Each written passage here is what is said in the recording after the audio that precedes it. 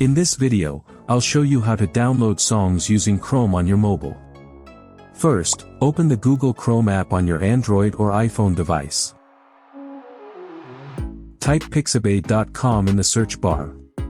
And tap the official site.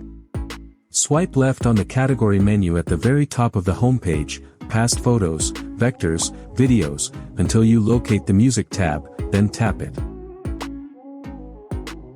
Scroll through the royalty-free tracks. Use the search bar for specific titles. Or tap the play button on the left of any track to listen to a preview. Next, tap the download button. The file will start downloading automatically in Chrome.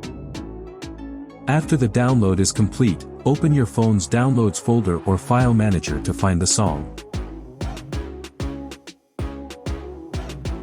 That's it.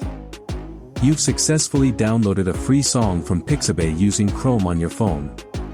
If this video helped you, don't forget to like, subscribe, and turn on notifications for more tech tips.